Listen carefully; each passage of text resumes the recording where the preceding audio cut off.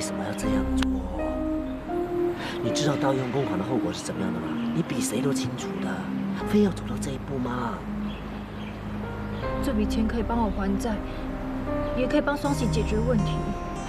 你老公欠债你帮他还，你妹妹男朋友欠债你也帮他还，你为了帮他们还债，你竟然盗用公款，You got problem 哈！我也知道这样做是不对的，我只是想先借用一下，月底结账的时候我会填回去的。你肯定还得了吗？要是还不了怎么办？要坐牢的。就因为你一念之差，就把你的家里给断送掉了。星星 ，OK， 趁现在还没人发现，赶快把钱给放回去，再迟一点的话就来不及了。你不要管我。哎，你现在已经到了悬崖的边缘了，我怎么能够不拉你一把呢？我不可能眼睁睁看着做犯法的事情无动于衷了，对不对？我真的办不到的。你管的事也太多了吧？郑小姐，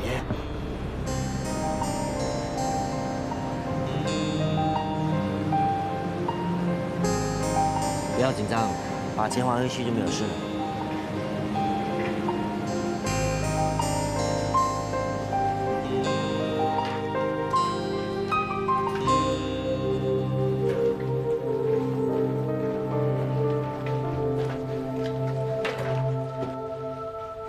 黄律师约我吃饭谈点事情，所以迟回来了。大家吃饱了吗？公司不见了一笔3万元的公款，你知不知道？没有不见啊，在我这里，我正要放回去。等等，这笔公款怎么会在你手上？这笔公款一直都是由我保管的，在我手上有什么奇怪的？这笔公款在你手上并不奇怪，奇怪的是你为什么私自把公款带离公司啊？没经过公司的批准，私自把公款带离公司，这算不算是盗取公款？更何况我有证人证明你动用公款的目的，就是偿还你私底下所欠的债务。有，告诉大家这笔公款是怎么来的，为什么会被他带离公司呢？这笔公款是客户还给公司的，因为还没有到月底结账的日期，钱一直由郑小姐保管。然后呢？前几天股票行经纪来向郑小姐追债，她很苦恼，还对我说。说什么？她说这笔公款可以帮她解决眼前的问题，如果钱是她的，那该有多好。哟，我哪有说过这样的话？你含血喷人！说下去。今天早上我看到郑小姐把公款从保险柜子里拿出来，她对着公款看了很久，然后把它放进公事包里，离开公司。我当你是好朋友啊，为什么你要这样陷害我？我只是把实情说出来。你说你要帮你老公还卡债、还股债，还有你妹妹的问题、你家里的问题，把你压得喘不过气。这笔钱可以解决眼前的问题，所以你就动了盗取公款的念头。你现在没话说了吧？我要你现在马上收拾东西，24小时内自动辞职。我明白了，原来你早就串通好，上下线紧要陷害我，目的是要把我逼走，对不对？如果你没有做错事情，别人怎么能够陷害你呢？你自己做错事情，要为自己的行为负责。郑小姐呢，也许曾经有一时有过动用公款的念头，可是她毕竟没有那么做啊。那现在公款呢，原封不动在这里啊。你们大家都是同事嘛，于情于理，是不是应该给她一个机会啊？这是我们公司内部的事情，不需要外人来告诉我们怎么做。那好，等我见了刘先生，把事情解释清楚。如果他真的要我走，我会马上走。不用了，所有的事情，刘先生已经知道得一清二楚了。他要马上解决这件事情，免得公司的声誉受到影响。你盗用公款，作为上司的我，本来就应该报警，让警察来处理这件事情。我念在大家是同事一场，我不要做的这么绝。我请你自动辞职，已经给你台阶下了，请你马上收拾东西。平阳，你知道我的情形的，我真的不能失去这份工作。你何必求我呢？你很有本事的，到外面可以找很多工作做的。只不过呢，如果你想在这行立足的话，我看是真的有点困难。Anyway, good luck。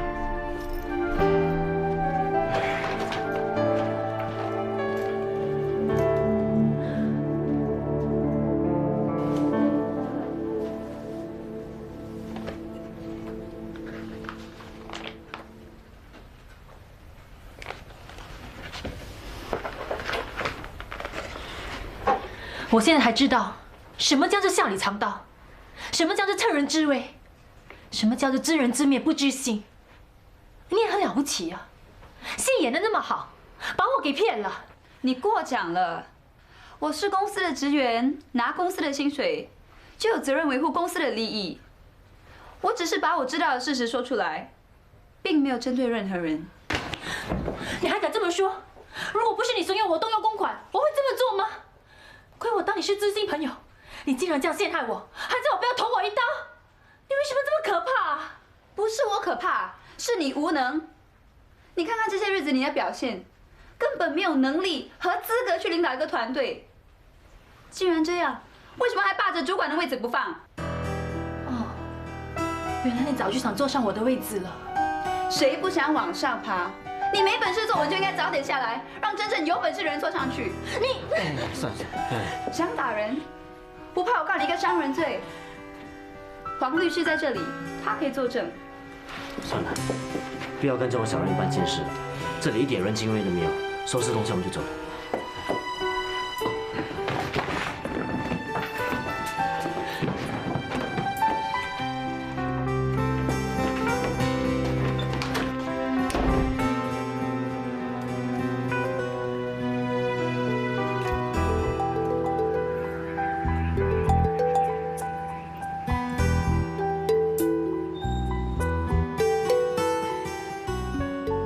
就不要那么难过啦，东家不打打西家嘛，没什么大不了的。以前我也有个客户啊，因为公司裁员失去工作，再加上年纪大，到处找工作都碰壁啊。后来呢，他学做蛋糕，结果成为了一名有名的蛋糕师傅啊。所以说，天无绝人之路，只要不要放弃，就会有希望。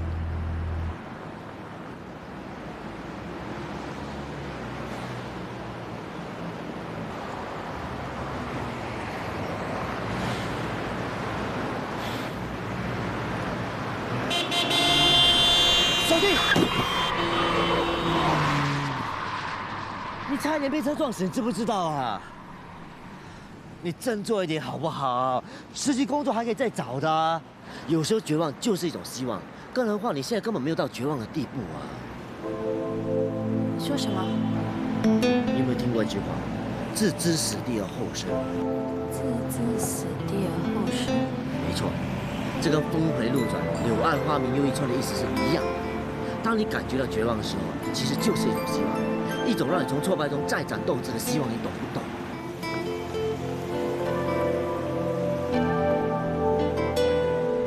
我明白了。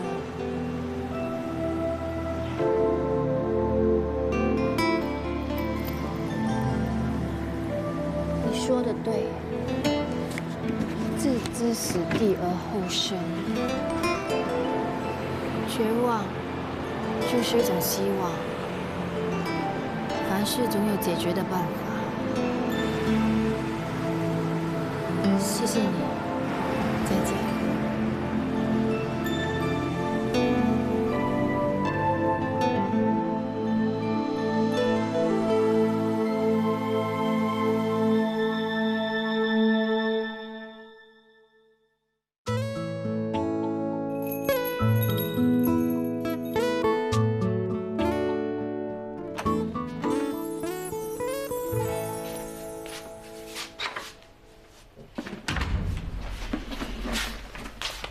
早就下班了，这箱什么东西啊？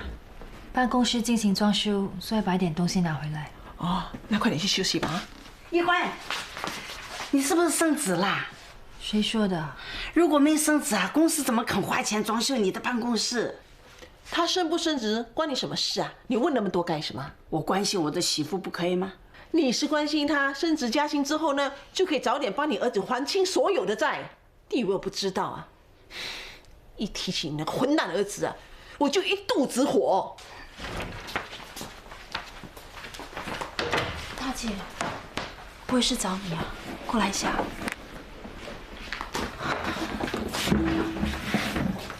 那个女人也打电话来跟我要钱，你帮我想到办法了没有？不要急，再过几天，什么事情都可以解决的。你真的可以帮我借到钱啊，大姐，我可是全靠你了。要是那个女人拿不到钱，我真的不知道她会做出什么事来啊。从小到大，我什么时候骗过你啊？我答应你的事，我一定办得到的。我知道你最近压力很大，我却给你添麻烦，对不起啊。我是你大姐啊，我不帮你，谁帮你啊？不过有一件事，我必须提醒你 ，Zen 的话你不要太相信啊。你为什么这么说啊？他对我是认真的，我可以感觉得到啊。感觉也会骗人的，像你姐夫一样，他对我不好吗？我一直感觉我是天底下最幸福的女人，结果呢？你也看到我的下场，你还不警惕啊？大姐，太重感情，吃亏的是自己啊。双喜啊，你答应大姐，以后如果大姐不在你身边，你一定要懂得保护自己，不要让自己受到伤害，知道吗？我知道了。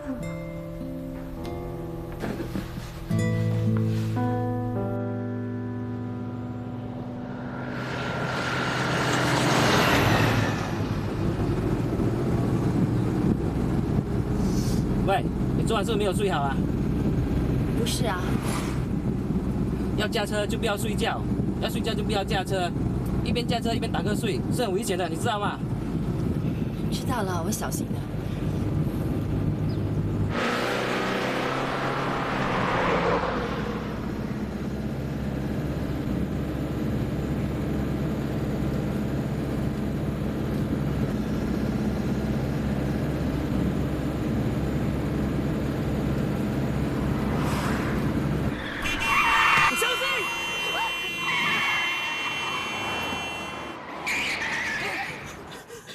你在干什么？我跟你有仇啊！你不要命，我还要多活几年啊！对不起啊，要不是我机灵把驾驶盘转开，早就发生车祸了。对不起，大叔，我不是故意的。你说对不起有什么用啊？说给鬼听啊！对不起，大叔。对不起，大叔，对不起。算了算了，算我倒霉，这些货我会找人来送。你走吧，我不要再看到你了。对不起啊，对不起。走啊走啊走啊！对不起。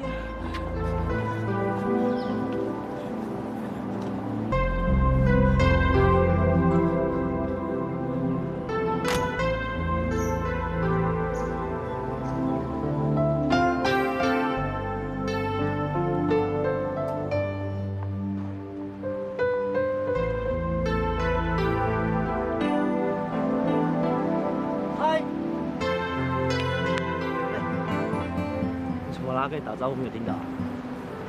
脸色那么差，你要去哪里啊？你别管我好不好？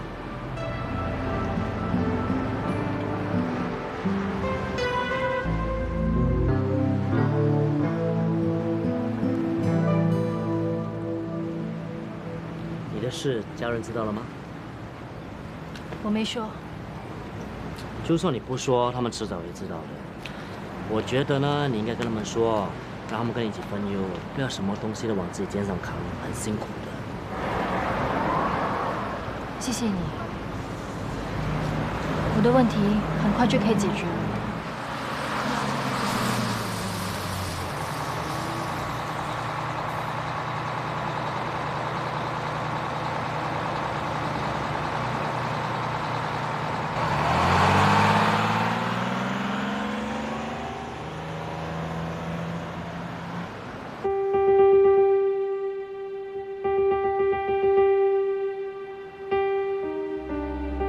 Joe， 你出来一下，我想跟你谈一谈。我跟你没什么好谈的。怎么？你是不敢见我，还是没脸见我？有什么不敢的？你在哪里？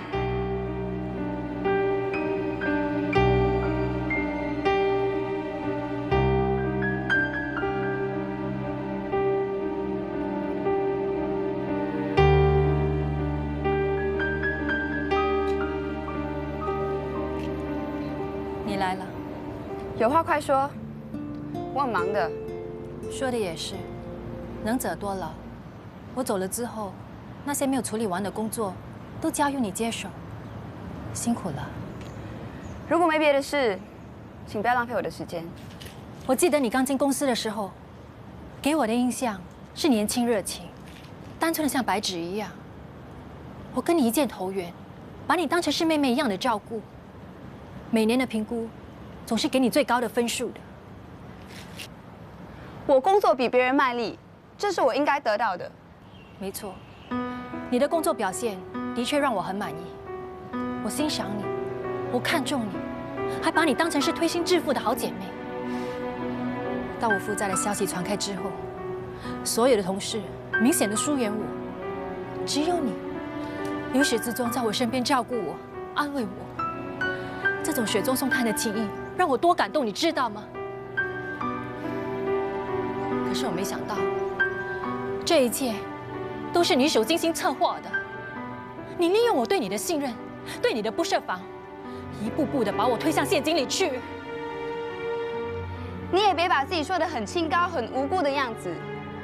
如果你本身行得正、坐得正，如果你没有动用那笔公款，别人要怎么害，也害不到你。如果不是你的怂恿，我会这么做吗？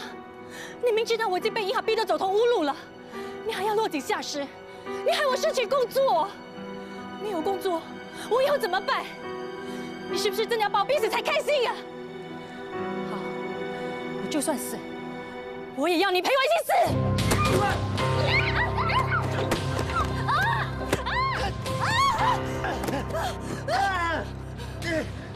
一万，抓紧我的手啊！一万，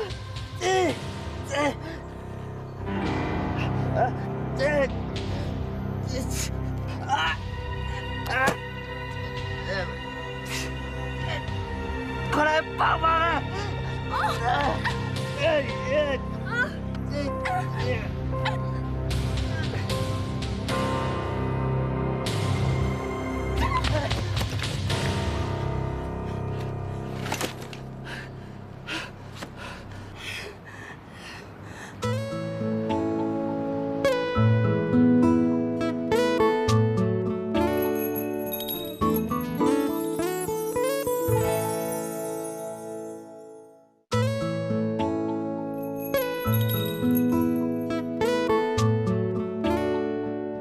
你是故意去寻死，对不对？有个 problem 哈，我真的佩服你啊！你竟然可以自导自演的演了一出要和揪同归于尽的好戏。如果你就这样死了，你家人就可以得到一笔意外死亡保险金，是不是啊？其实这几天呢，我一直观察你的，我一大清早就看到你站在你公司的大厦外，我就觉得有点不对劲了。后来我看到你跟揪先后上了天台，我肯定会有事情发生的。还好我跟得上去啊，要不然就发生悲剧了。你说的对，我是想死，我死了就不用为我的债务问题而烦恼，我家人就可以得到那笔保险金，以后过好一点的生活，伤心的问题也可以得以解决。你为什么要救我？谁叫你救我的？你救了我，我是不会感激你的。我现在只是想死啊！你不要再管我了。你要去哪里啊？我要用我自己的方法解决问题。你不要再跟着我！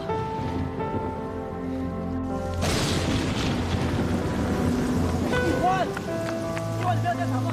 一万的，干大，不要再吵了，走了！你别老是一慌不散的跟着我好不好？你知不知道你讨厌啊？来呀，来劈死我，劈死我！疯了是不是你？我想死是我的事，你干嘛多管闲事啊？你我见死不救，办不到，我们走吧。我活着一点用也没有的，我就是想死，我就是想死，我就是想死啊！你以为死一个解决问题了吗？你有没有想过的？你死了以后孩子怎么办？他爸爸已经不负责任丢下他不管，他还不到1岁就变成孤儿了。以后成长日子里他会变怎么样的一个人，你没有想过的。还有你家人呢，你忍心让他们伤心难过吗？遇到不开心的事情就寻死，这是一种不负责任的行为啊！一欢，前面最难的路你已经走到一半了，再撑下去就很快走完了，不要放弃好不好？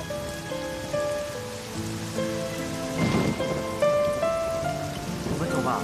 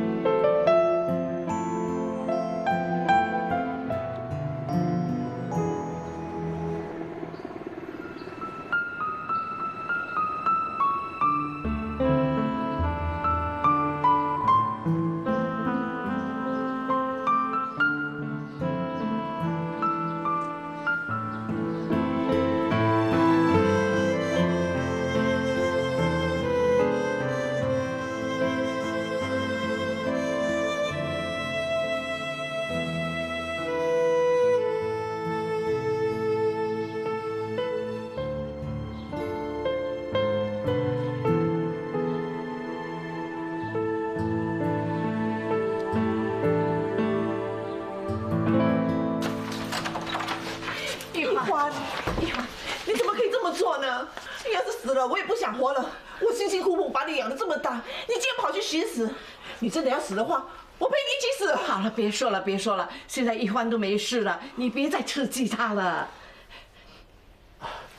是我在电话里面告诉他们的，以后有家人照顾跟支持，这条路就不会走那么辛苦了。黄律师，谢谢你救我大姐。上一次那场误会，很抱歉。没什么。黄律师啊，你是一欢的救命恩人，我真的不知道怎么谢谢你啊。安迪，不要这么说，只要一欢没有事就好了。大姐，你不要为我的事情操心了，都怪我不好，连累你，对不起啊。说到连累，罪魁祸首就是你那个混蛋儿子啊！要不是他留下一堆的烂摊子给一欢扛，一欢也不去寻死啊。一欢，我代之国向你说声对不起啊！你看在孩子的份上，不要再有寻死的念头。如果没有你，我和比比也活不下去了。妈的，我没事，以后我会好好活下去的。那就好，那就好。那我先走了。谢谢你，黄律师。不要这么说。拜拜。傻孩子啊，有什么不能解决的事，回来跟大家商量，千万别再做傻事啊，知道吗？妈，现在我已经没了工作，以后的生活该怎么办？姐，你放心，我是家里的男人，以后这个家就由我来扛好了。喂，扛什么扛啊？一个月又不是赚几万块，你能够扛几个家？讲话没经过大脑，少给我开口啊！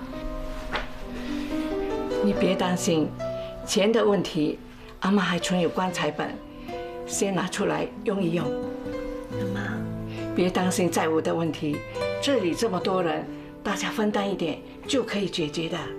是啊，船到桥头自然直，别想那么多了，好好去睡一觉。明天的事情明天再想办法，好不好？你陪你大姐进去吧。大姐，我们回房休息了。去啊。不要想那么多啊，好好休息。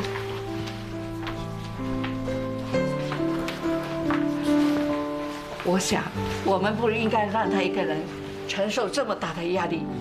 你们想想看，有没有什么法子可以帮帮他？有钱就有办法，没钱什么都免谈啊。不错，最大的问题就是钱。一欢现在没有了工作，可是银行的利息钱还是要还的。还有啊，股票行天天打电话来追债，都不知道怎么办才好。看来呀，我得重出江湖啊！妈，什么重出江湖啊？现在大家烦得要死，你还有心情开玩笑？谁跟你开玩笑啊？现在啊，我们家里每个人都不能闲着，都要出去多赚点钱，帮助一欢。明天我就去找工作。阿妈，你年纪这么大了，还会有人要请你啊？我年纪虽然大，可是我的头脑还很灵敏，算起账来又快又准，比你们年轻人还厉害得多呢。好，妈，你这把年纪都去找工作，我也要去找工作。别这样看我，要是我也出去工作，那 baby 谁来带啊？整天拿 baby 当借口，很讨厌你哈。妈，我每个月都给你200块，虽然帮不了什么，你算是帮大姐分担一点。好啊，大家同心协力，一定能渡过难关。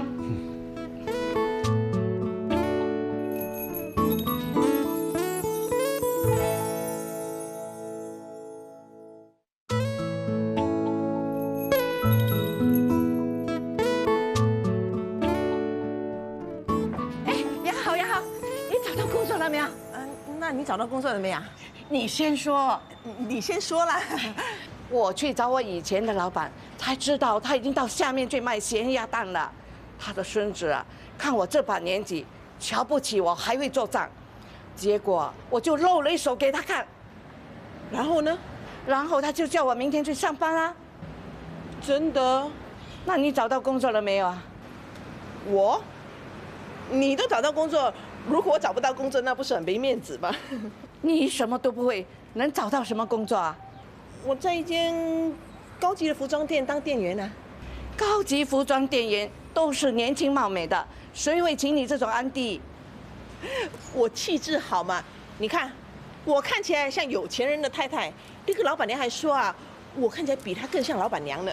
那薪水多少啊？底薪1500，如果业绩好的话还有抽佣，我看1个月2000块应该没什么问题的。那太好了，太好了！以后啊，加上你和我的收入，一欢就不会那么辛苦了。我们快回去把好消息告诉一欢啊！快点，来走。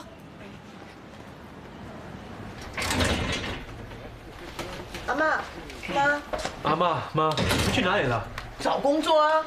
难道留在家里坐吃山空吗？小声点，别让一欢听到，他会难过的。我又不是说一欢，我是说那个整天在家里白吃白住啊，什么都不用做的蛀米大虫啊。也不能这么说啊，亲家母尽心尽力照顾 BB， 也算是劳苦功高啊。他有什么功啊？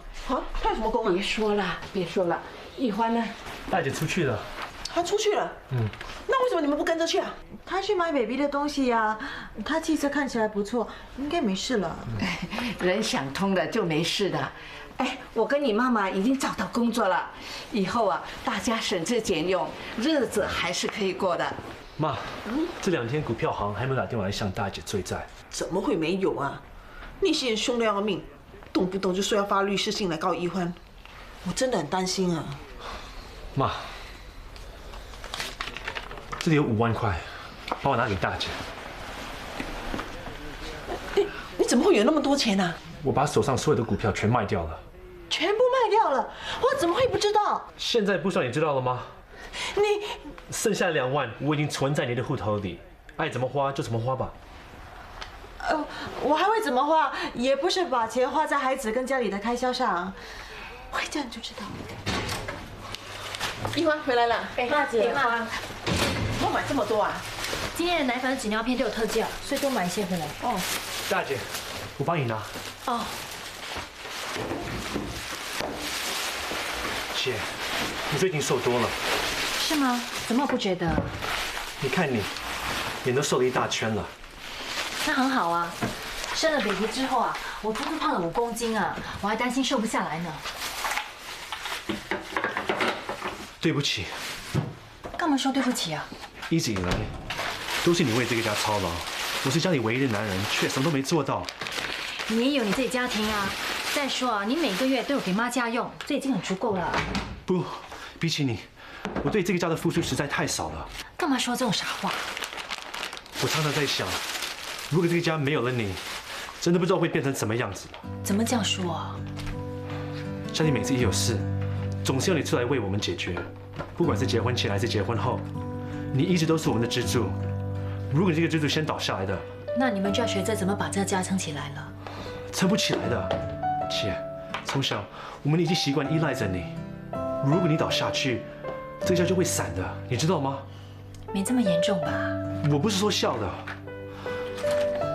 当你面对压力的时候，我这个做弟弟没有为你分忧，是我的错。干嘛怪在自己头上？如果多关心你一点，知道你面对的困难，我就可以早点帮你想办法，你就不会想不开的。放心吧，大姐没事了。只要有你们的支持，我一定会坚强活下去的。刚才我把一张5万块的支票放在妈那里，你拿去用吧。你哪来这么多钱呢？我把手上所有的股票全卖掉了。我不会要你的钱的。姐，我能帮的也只有这些，你不接受就是重新让我难过。那好吧，不过就当大姐向你借的，我一定会还你。姐，需要跟我这么见外吗？以后你千万别再想不开就好了。知道啦。大叔，你来干什么？我说我不想看到你了。哎，大叔啊，上次是我不好，没有集中精神驾车，我保证我不会再打瞌睡的，我会很小心的驾车。你再给我多一次机会吧。见鬼还不怕黑咩？我不想再赌命，走吧走吧。大叔啊，我真的需要这份工作的，我求求你帮个忙好不好？不要啰嗦啦，走啦走啦。大叔，大叔，助人为快乐之本，好心会有好报的。你是谁啊？我是来当义工的。那大叔，你请他帮你开车，我免费帮你送番薯，你付1个人薪水，2个人工作，是不是很划算？是很划算啊。那好，我马上开工。哎。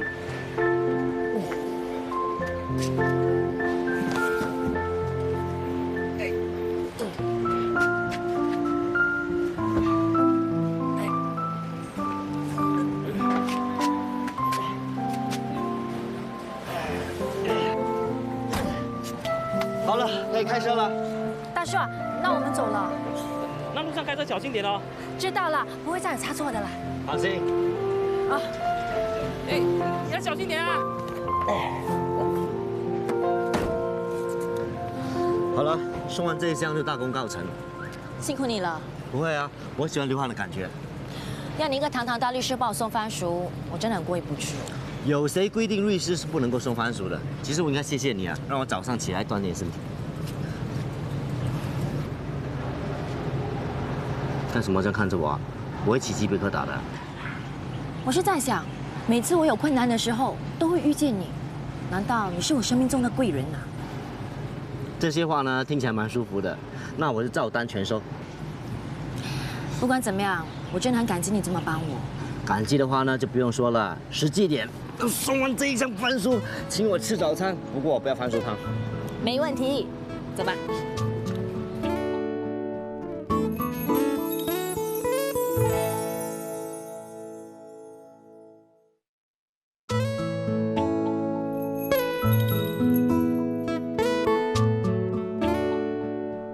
咖啡来了。啊。王律师，盐米粉。谢谢。多少钱呢？我来。不行，你说过我请你的。我开玩笑，怎么可能由你来请啊？你帮我送番薯，我请你应该的。哎呀，你们两个不要争了，这2盘米粉我请好了。来，收下。你不收的话，那以后我不来了。你哥哥最近怎么样？爸，找到工作喽。那不是很好吗？以后不用那么辛苦了。哪里会辛苦？我这个人就是劳碌命，越忙越开心，没事做还辛苦呢。你女朋友啊？我的女性朋友，不要乱说话，跟你一样的。哎呀，别不承认了，你们两个看起来蛮登对的。加油了，黄律师。你们慢吃啊，放给你们。不好意思啊，他是一个直肠子，有话直说的，不要介意。你好像跟他很熟啊？算是吧。你不要看他一副乐观的样子啊，其实他跟你一样的，背了一身的债。不同的地方呢，就是你背的是你丈夫的债，他背的是他哥哥的债。他父母亲很早就去世了，剩下一个哥哥。他哥哥呢一直认为自己念的书很少，所以同时间呢跟几间银行贷款修读几个课程，结果呢就欠上银行大笔债。后来因为压力太大，就患上了忧郁症。有一次闹自杀，还好他及时发现，他救了哥哥一命。他现在呢一天打几份工，就是帮他哥哥还债。我已经帮他们向银行申请低利息分期付款了。听说他哥哥忧郁症呢也渐渐的康复了，希望以后日子好过一点。你不说，我还不知道他背后有这样的故事。所以我说啊，这个世界上不幸人多的是。阿哥要买纸巾吗？看到了吗？帮忙了。这对小姐弟啊，没饭吃没书念的，就靠卖纸巾来维持生活。他们的父母都不管吗？人都死了，怎么管啊？怎么死的？好赌了，欠了一大笔债没有办法还，就服毒自杀。本来呢还想带这一对小姐弟上路的，还好这2个小孩子喝下的清洁剂不多，总算救回来了。父母死了以后呢，就暂时寄住在亲戚的家，可是经济环境也不是很好，没有办法好好照顾他们，只好让他们流荡在街头，当地小扒手。扒手啊？对呀，就是因为扒我钱包，我才认识他们的。他们被我训了一顿以后呢，就答应我不再当扒手。现在福利部门帮我们找学校啊，我相信不久将来呢，他们就能够像其他小孩子一样上学读书了。姐姐可以帮忙买地书吗？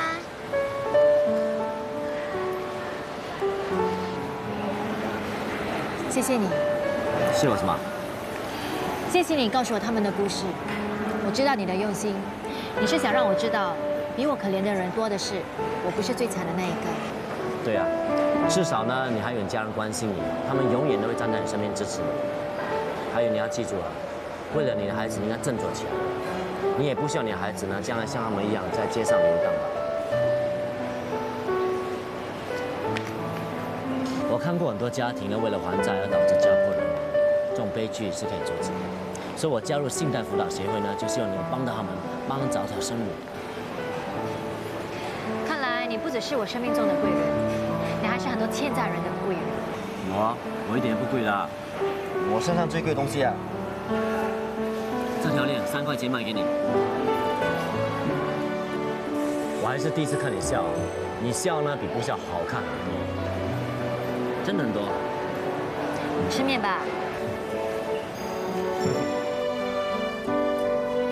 你是不是很喜欢走路啊？干嘛这样问我？以你的经济能力，想要拥有一辆车子，应该不是困难的事吧？那又怎么样？有车代步啊，那每天就不用走一大段路去搭巴士了，你不觉得浪费时间啊？不会啊，走路的过程呢可以想很多东西，走路对身体有益，走路又可以省钱，一举3得，不是很好啊？真的是这样吗？好了，我告诉你了，其实是因为我不敢驾车，所以才没有买车。啊？problem 吗？那么大的一个人也不敢驾车。这只是一种心理障碍，只要你过了，就不会有问题的。我就是越不过才惨啊！车子一开出马路呢，我就紧张到手脚发软，直冒冷汗。我记得有一次呢，差点发生意外，所以我索性放弃算了。不怕的，你慢慢试，总有一次会成功的。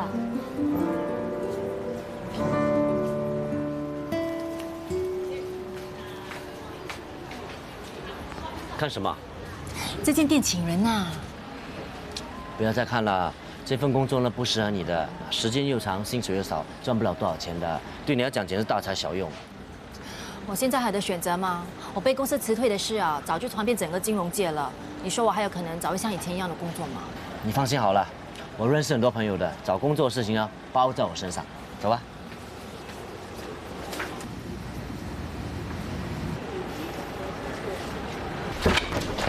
进来吧。好，妈买的。哎，黄律师啊，你真是稀客啊！阿弟，买一些油条还有豆花给你们吃，不知道合不合你们胃口？哎呀，我很喜欢吃油条，谢谢你啊！哎，你坐，不要客气。可以。坐。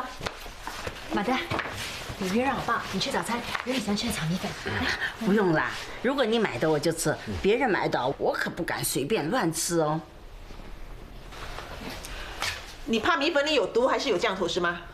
那说不定啊，要不然啊，见了几条油条就笑得见牙不见眼啊。你是怎么了？你看到我对黄律师好，你很不爽是吗？你可别忘了，黄律师可是易欢的救命恩人。你儿子呢，害到易欢去寻死，要不是黄律师救了他，他能够坐在这里吗？要是易欢死了，你还能够在这里吃顿安稳饭吗？你不懂得感恩就算了，还要说风凉话，难怪人家说有这样的儿子，就这样的妈妈。好啦，妈，你们少说一句行不行啊？安迪啊，我先走了。黄律师，你不用怕他的，这是我的家，是我说了算。他说的话你当放屁好了。不是啊，安迪，我真的有事情要先走了。哎，我送你下楼吧。真的不用了。我要去买点东西，顺便送你下楼吧。哎，走吧，走吧，走吧，拜拜。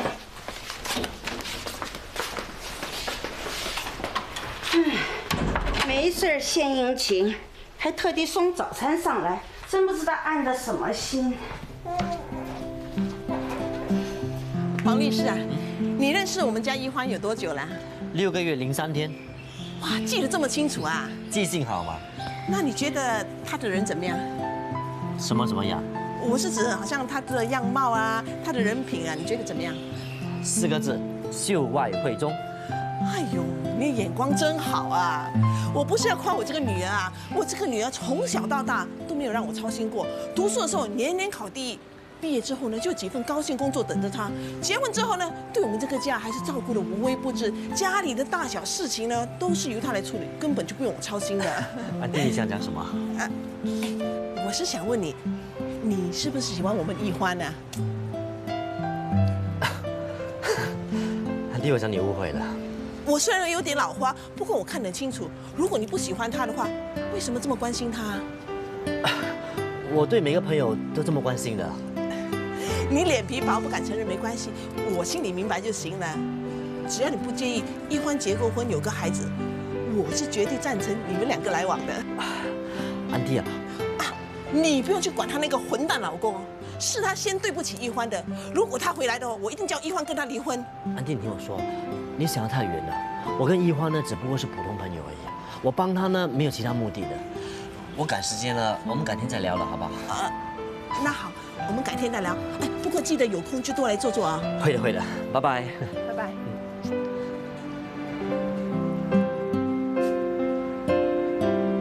黄律师。哎，安迪。等一等，我有事情要问你。什么事情啊？你是不是在追求我的媳妇儿？为什么你们全部这么想？我没有。不管你有没有，我把话先说在前面。虽然是我儿子一时糊涂做错了事，不过我相信他一定会回来的。他们呢是一对很恩爱的夫妻，孩子也有了。希望你以后不要破坏他们的幸福家庭。我没有啊。没有是最好。你救了我媳妇，还这样帮忙她，我是很感激你。不过你千万要记住，她是有丈夫有孩子的人，你最好啊不要那么接近她，免得人家在背后说闲话。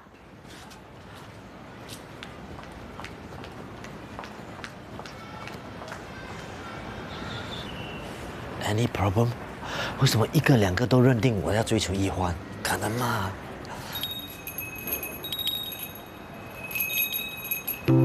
只有当你的幸运女神，也就是你生命中最重要的女人出现的时候，这个铃铛就铃铃啷啷的响了。不会吧？幸好你还没走啊！这么重要的东西忘了拿，要是有急事找你怎么办？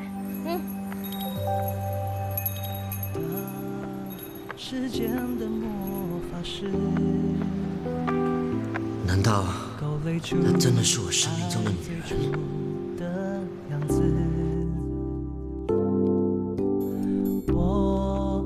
才发现你一直就坐在心里最重要的位置。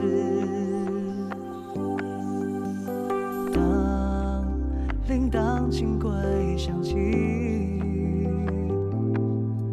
那模糊变得更加肯定。爱天涯海角都不会走失，从一开始就在心里写上了坚持，让我陪着你，等多久都